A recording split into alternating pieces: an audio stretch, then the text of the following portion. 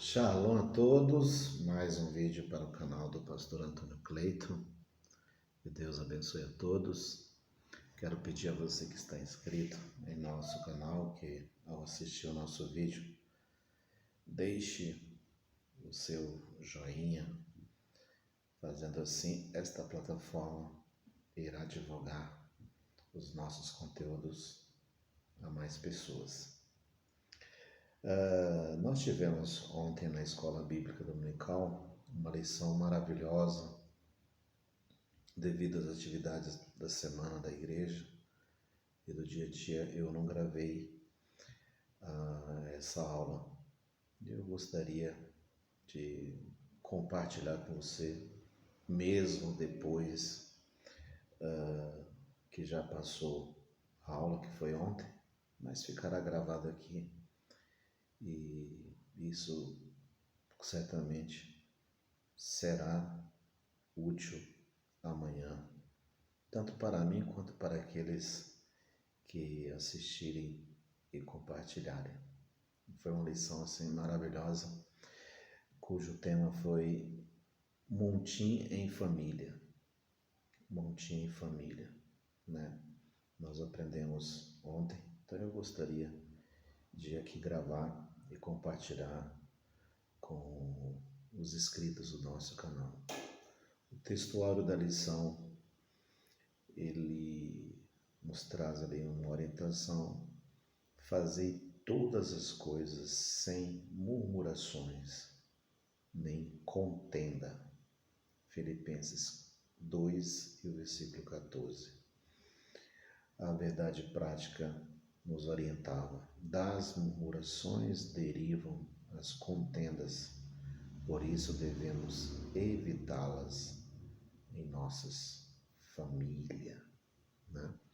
A leitura bíblica em classe dessa lição foi baseada em Números capítulo 11, do 1 ao 7, e Números 12, do 1 ao 8. A introdução vai falar ali da palavra-chave. Ontem a palavra-chave que nós estudamos foi murmuração.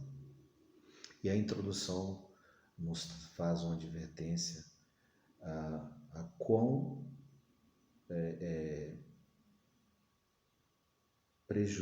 a quantos prejuízos traz a murmuração dentro do seio familiar, né?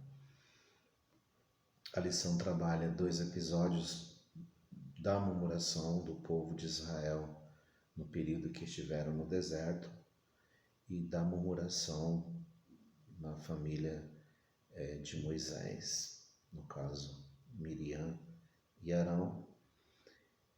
E depois ela conclui como que Moisés, alvo dessa murmuração, dessa desordem, dessa desobediência de seus familiares, como que ele agiu e como nós devemos agir. A definição de montim pelo pastor Helenay Cabral, é interessante ressaltar isso aqui, que montim refere-se a um ato explícito de desobediência ou uma reação negativa contra as regras, as ordens estabelecidas num grupo social. Então é a desobediência. A desobediência desencadeia várias consequências para uma família, né? O tópico primeiro da lição falou sobre a influência negativa da murmuração. E daí aprendemos por que não devemos fazer uso da murmuração no nosso dia a dia, dentro da família, no trabalho, naquilo que fazemos, né, para o Senhor, em uma atividade secular. Façamos com dedicação, né, e evitemos os murmúrios, porque isso traz malefícios, não vai contribuir para nada. a definição de montim, ou seja, é uma desobediência às regras, às ordens estabelecidas, é um levante contra as regras estabelecidas por um grupo social. Eu gosto dessa definição. Há várias definições para a família, né? Eu gosto muito dessa definição. Família é um grupo de pessoas vivendo sobre o mesmo teto, sobre a orientação de um líder, né? Isso é família. Há outras definições, mas eu gosto dessa definição. É um grupo de pessoas vivendo no mesmo teto, né? Então, vivendo no mesmo teto, tem ordem, tem regras, tem horário, né? Tem toda, vamos dizer, um segmento para que possamos viver bem, né? As queixas que o povo apresentou, né? O povo sai do Egito, né? E em pouco tempo o povo é levado ao deserto e o povo murmura porque o povo está num local inóspito, no deserto, e eles começam a reclamar do líder Moisés: trouxeste-nos para morrer, né? Sendo que na verdade Moisés estava sendo apenas o transmissor, né? Que Deus estava usando para conduzir o povo, né? Estava sendo o condutor ali usado por Deus. Moisés não queria isso de nenhuma forma, né? Relutou várias vezes para com o próprio chamado, com o próprio Deus, né? Indicou pessoas mais qualificadas que ele sempre saiu, tentou sair desse chamado, mas Deus escolheu. Estava ali um líder chamado por Deus, ele tinha suas características que Deus, que sabe todas as coisas, escolhe, viu, né? E ele reluta, né? Então ele não era o culpado do povo estar ali. Deus conduziu aquele povo. A gente tem que observar que muitas vezes Deus nos conduz a caminhos que nos levará a aprender um pouco mais sobre Deus, né? Deus, ele se revela a cada dia, né? Lembra do profeta Isaías quando Deus fala que os pensamentos dele não são os nossos pensamentos, é mais elevado, né?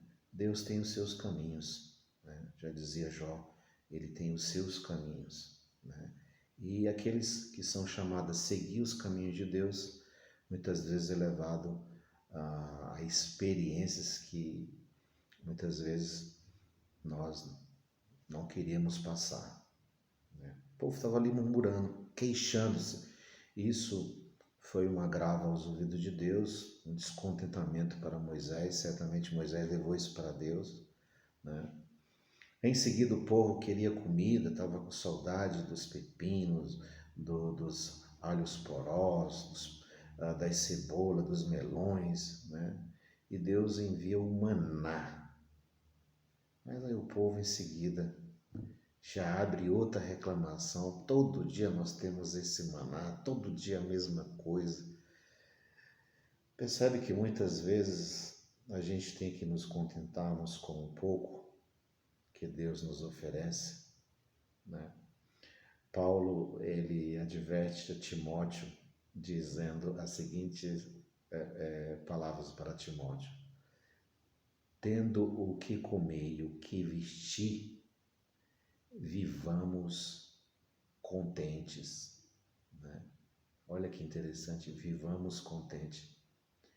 Com o que você tem, com o que você veste, você consegue viver contente ou está reclamando, ou está abrindo murmurações, né? Cuidado, Deus ouve isso. Então o povo reclamou do maná. Veja bem, meus irmãos, o povo esteve no deserto por 40 anos. Por 40 anos Deus mandou o maná. Pense aí a extensão desse milagre. 40 anos Deus sustentando o povo com o maná, né? A Bíblia diz, quando o maná foi dado livro de Êxodo, o maná, aos olhos daquele povo, era uma comida que eles não tinham definição. Então, o que é isso? Né? Mas a Bíblia fala que o sabor do maná era sabor de azeite fresco, né? Azeite fresco.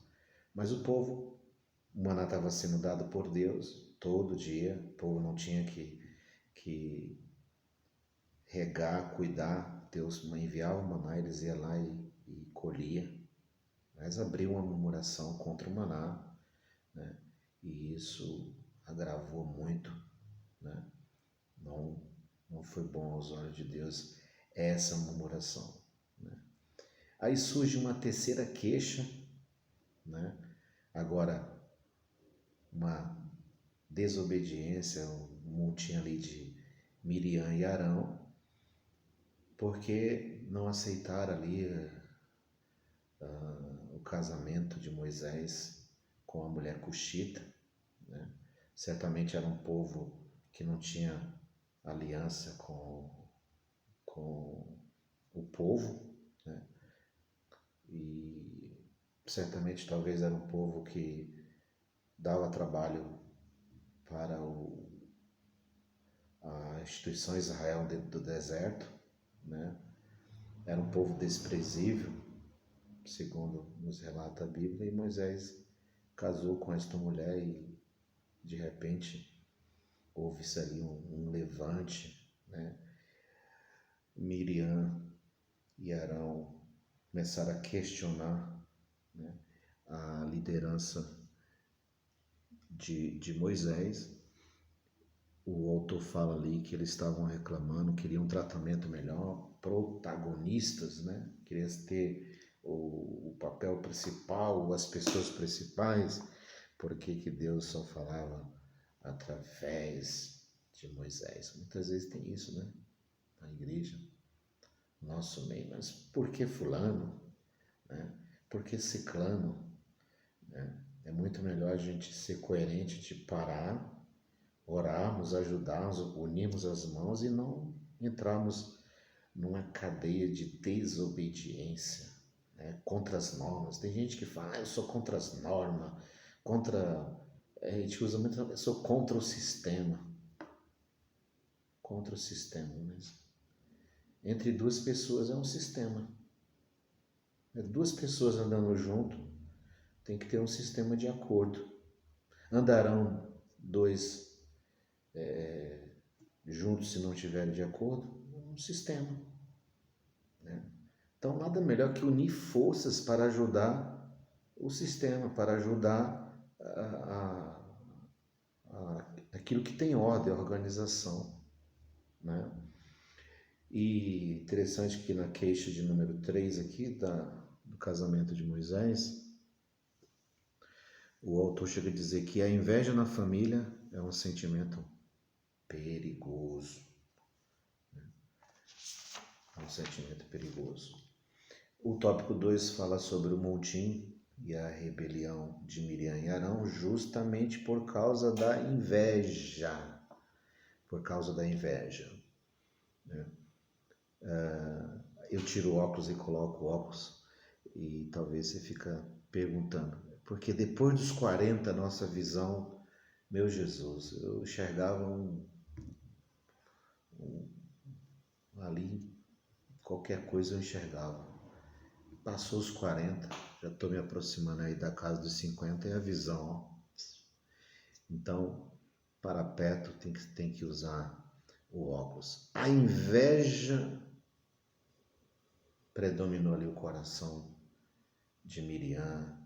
Eles tinham já sua importância, eles já tinham seus papéis, profetisa. Miriam não era qualquer pessoa, né? Arão, sacerdote, né? Ou seja, a gente tem que entender, Moisés foi chamado e Deus trouxe para si, consigo a sua família, né? Eu sempre falo que no meio das famílias, existe uma seleção natural de Deus. Pega a sua família, você que está me assistindo.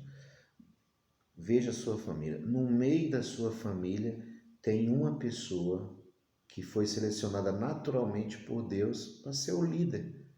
Às vezes é o pai, às vezes é a mãe, às vezes é um irmão, uma irmã, que a família está em torno. Tudo que acontece é ele ou ela que vai ajudar, que vai aconselhar, que vai orientar, que vai suportar a carga, né, de conduzir essa família. Ou seja, isso é uma seleção natural dentro de uma família, né? E por isso não devemos ter montim, não devemos ser desobediente às ordens, né?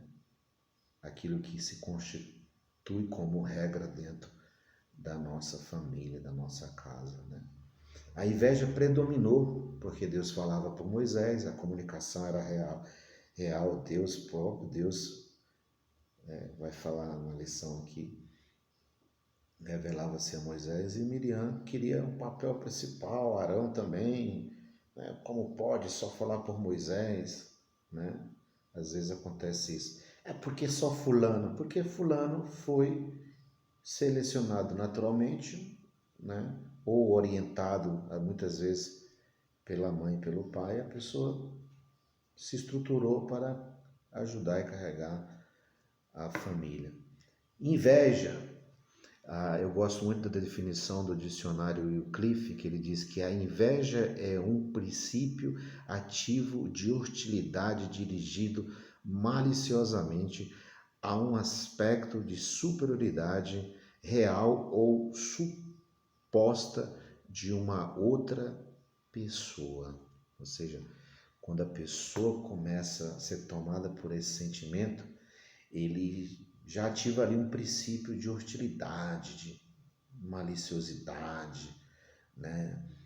E começa, às vezes, rebaixar outra pessoa, né? Ou começa a querer ser igual àquela pessoa, né? Tudo que aquela pessoa faz, ele desqualifica, né? Ele fala que faz melhor, que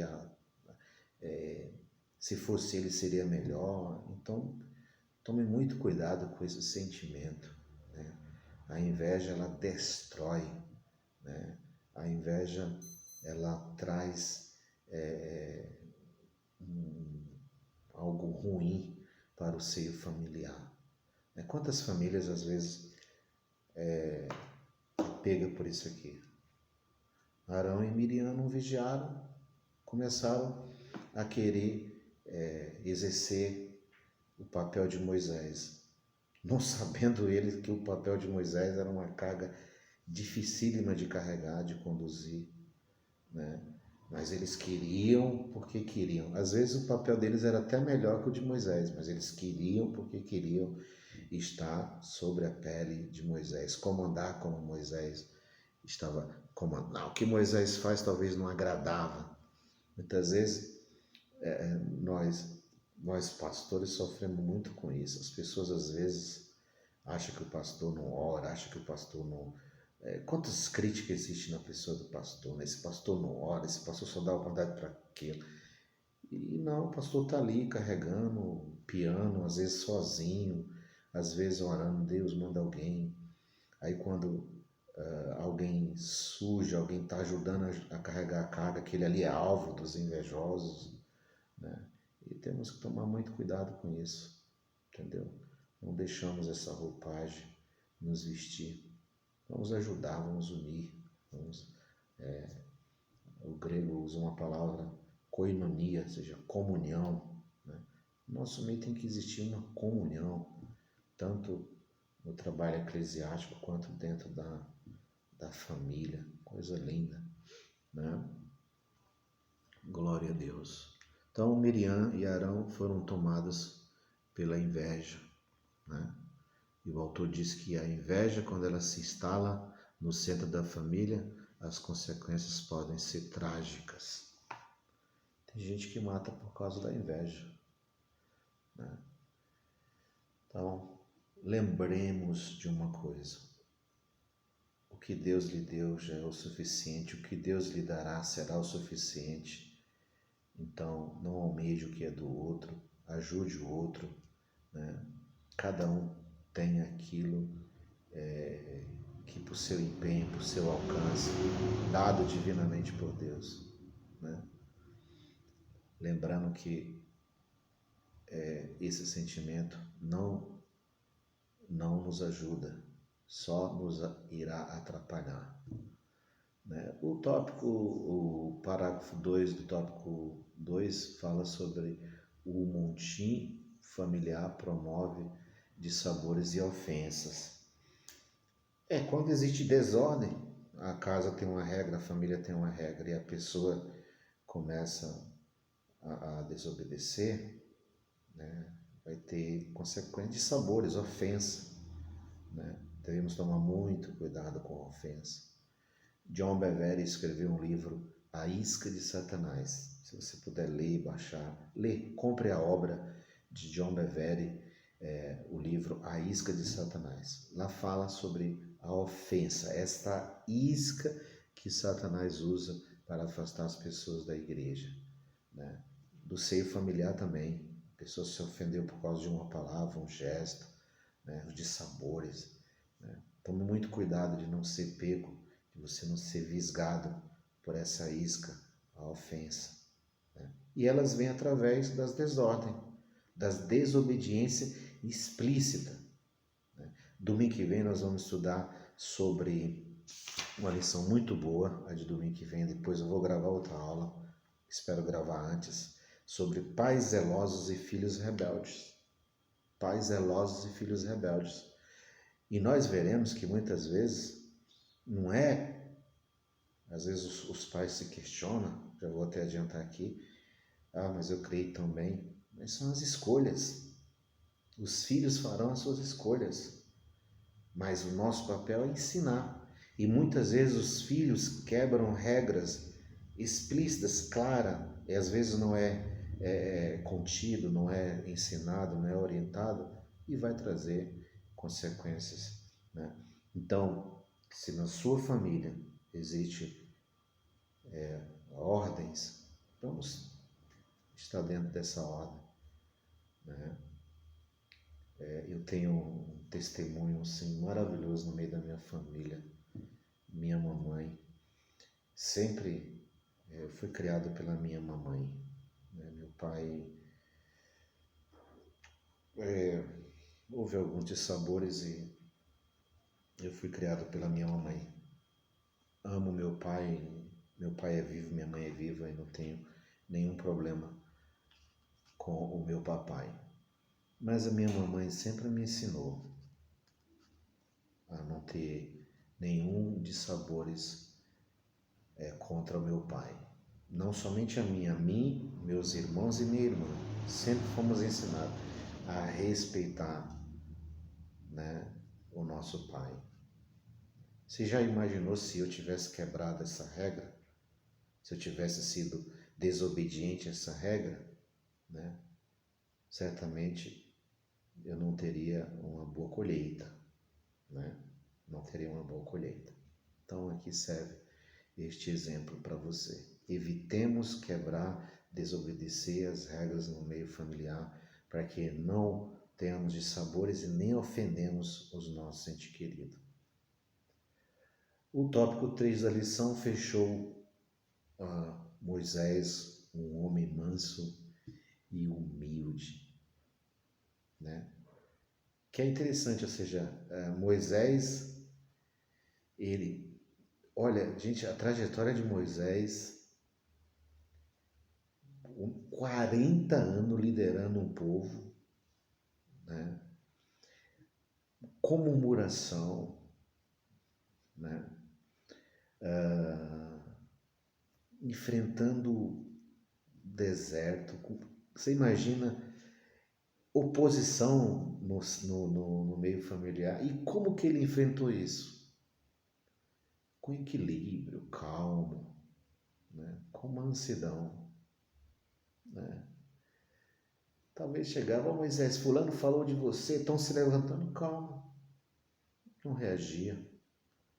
Para quê? Ele certamente um controle total. Imagine Moisés dentro do deserto, levante daqui e dali, e o homem permanece naquela postura, sem agredir ninguém, sem amaldiçoar ninguém, né? Muito interessante. O homem mais manso da terra dos seus dias, né?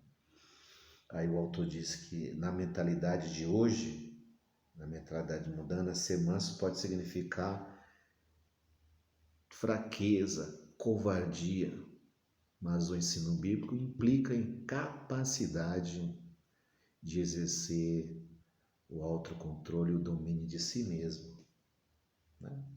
Ele não foi tirar satisfação, ficou na dele, né? E o autor também nos diz que a mansidão é uma qualidade do fruto do Espírito. O fruto as obras da carne estão expostas, o fruto do Espírito ele nasce, ele é gerado dentro de nós se permitirmos que ele gere dentro de nós o fruto do Espírito. Filo de Alexandria, um teólogo judeu, ele define que tudo que Moisés viveu no deserto, os maiores milagres, Deus enviou cordoniza, maná por 40 anos, a água sai da rocha, o mar vermelho se abriu, né?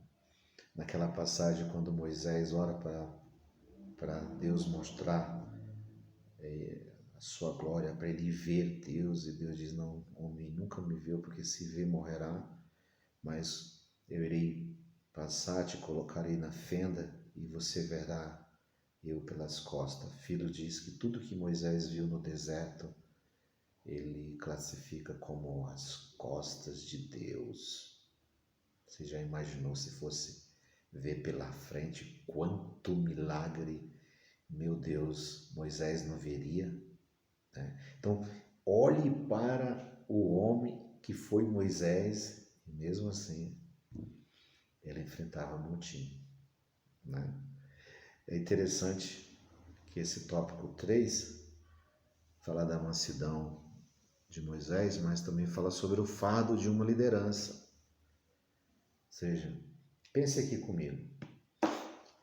Êxodo 12, 37, 38 fala que quando ele sai de Ramsés, sai com ele, lá está escrito, Números 11 e 21 também traz a mesma quantidade, 600.000 homens a pé. E lá está escrito, sem contar os meninos, né? Mas vamos lá, 600.000 homens, os meninos e as mulheres. E o versículo 38 de 12 de Êxodo fala, e uma mistura, uma multidão de gente, curiosos, pessoas que queriam ver, vamos sair, vamos junto, né? Uma multidão com Moisés. Gente, liderar, seja um casal, a esposa e a esposa, já é difícil para liderar, aí vem os filhos, também é difícil para liderar, se não for com a ajuda do Eterno, né? Agora você imagina no deserto, com 600.000 homens, sem contar meninos, meninas, as mulheres, a multidão. Moisés quis desistir, o autor chega a nos dizer, houve um momento em sua vida que o peso da liderança o deixou sem ânimo para continuar a missão de conduzir Israel à terra prometida. Às vezes você quer parar, Moisés também quis parar, o fardo estava pesado. Não é fácil liderar, não é fácil estar na frente de uma família, conduzir uma família, não é fácil estar na frente de um trabalho. Mas assim como Deus capacitou Moisés, dando auxiliares, 70 homens, 70 anciões, cheios da presença de Deus para ajudar Moisés, assim também Deus ajudará a você que está me assistindo. E a punição de Miriam e Arão, Deus não muitas vezes nós temos que tomar cuidado com aquilo que falamos, porque certamente as tratativas virão, as consequências virão. E Deus, na sua bondade, poupou tanto Miriam quanto Arão do pior, né? Deus chama-os para fora e deixa bem claro: por que você se levanta contra Moisés? Em vez de ajudá-lo, né? E certamente não foi fácil Miriam enfrentar o que ela enfrentou, e Arão também, né? Que o Senhor nos abençoe, que Ele te dê graça e te abençoe e sua família seja sempre protegida nesse mundo, né, de tantos ataques, e que se existe uma desordem no seio familiar, ore a Deus, peça a Ele auxílio e Ele irá lhe ajudar. Deus ama a sua família e Ele guardará a sua família. Espero que tenha lhe ajudado, mesmo depois da aula, depois ele gravar a aula, próxima aula. Mas se eu não gravasse esse vídeo, eu ficaria devendo. Que Deus te abençoe, paz e alegria no meio da sua família. Ame a sua igreja, leia a sua Bíblia e seja um cristão animado. Paz e alegria a todos. Shalom.